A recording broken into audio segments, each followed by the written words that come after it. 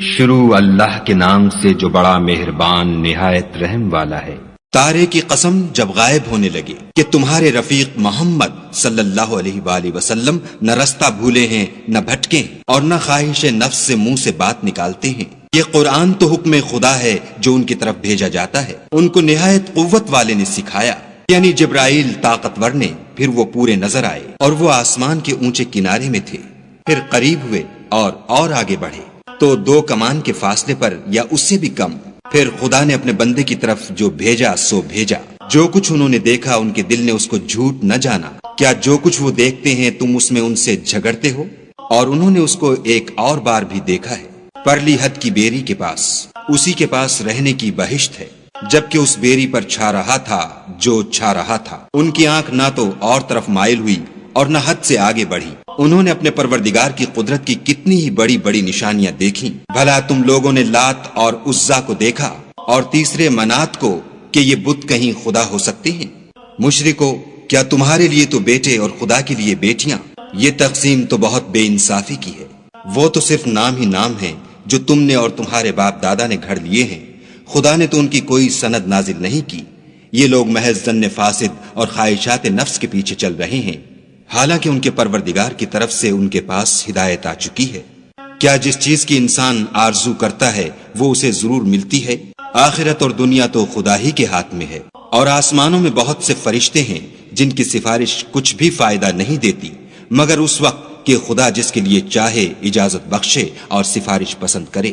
جو لوگ آخرت پر ایمان نہیں لاتے وہ فرشتوں کو خدا کی لڑکیوں کے نام سے موسوم کرتے ہیں، حالانکہ ان کو اس کی کچھ خبر نہیں۔ وہ صرف ظن پر چلتے ہیں اور ظن یقین کے مقابلے میں کچھ کام نہیں آتا۔ تو جو ہماری یاد سے روگردانی کرے اور صرف دنیا ہی کی زندگی کا خواہاں ہو اس سے تم بھی منہ پھیر لو۔ ان کے علم کی یہی انتہا ہے۔ تمہارا پروردگار اس کو بھی خوب جانتا ہے جو اس کے رستے سے بھٹک گیا، اور اس سے بھی خوب واقف ہے جو رستے پر چلا۔ اور جو کچھ آسمانوں میں ہے اور جو کچھ زمین میں ہے سب خدا ہی کا ہے، اور اس نے خلقت کو اس لیے پیدا کیا ہے کہ جن لوگوں نے برے کام کیے ان کو ان کے اعمال کا برا بدلہ دے، اور جنہوں نے نیکیاں کی ان کو نیک بدلہ دے۔ جو صغیرہ گناہوں کے سوا بڑے بڑے گناہوں اور بے حیائی کی باتوں سے اجتناب کرتے ہیں، بے شک تمہارا پروردگار بڑی بخشش والا ہے۔ وہ تم کو خوب جانتا ہے۔ جب اس نے تم کو مٹی سے پیدا کیا اور جب تم اپنی ماؤں کے پیٹ میں بچے تھے تو اپنے آپ کو پاک صاف نہ جتاؤ۔ جو پرہیزگار ہے وہ اس سے خوب واقف ہے۔ بھلا تم نے اس شخص کو دیکھا جس نے منہ پھیر لیا اور تھوڑا سا دیا پھر ہاتھ روک لیا؟ کیا اس کے پاس غیب کا علم ہے کہ وہ اسے دیکھ رہا ہے؟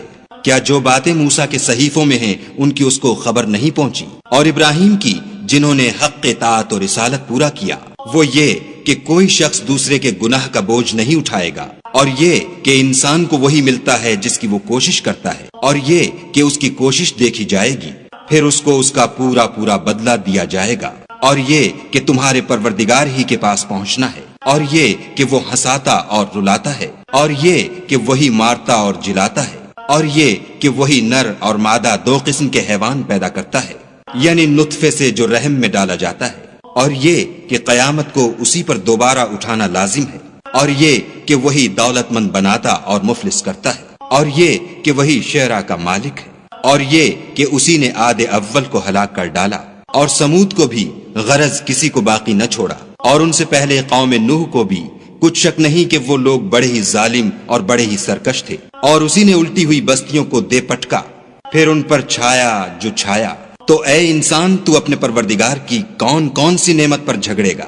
یہ محمد صلی اللہ علیہ وآلہ وسلم بھی اگلے ڈر سنانے والوں میں سے ایک ڈر سنانے والے ہیں۔ آنے والی یعنی قیامت قریب آ پہنچی۔ اس دن کی تکلیفوں کو خدا کے سوا کوئی دور نہیں کر سکے گا۔ اے منکرین خدا، کیا تم اس کلام سے تعجب کرتے ہو اور ہنستے ہو اور روتے نہیں، اور تم غفلت میں پڑ رہے ہو؟ تو خدا کے آگے سجدہ کرو اور اسی کی عبادت کرو۔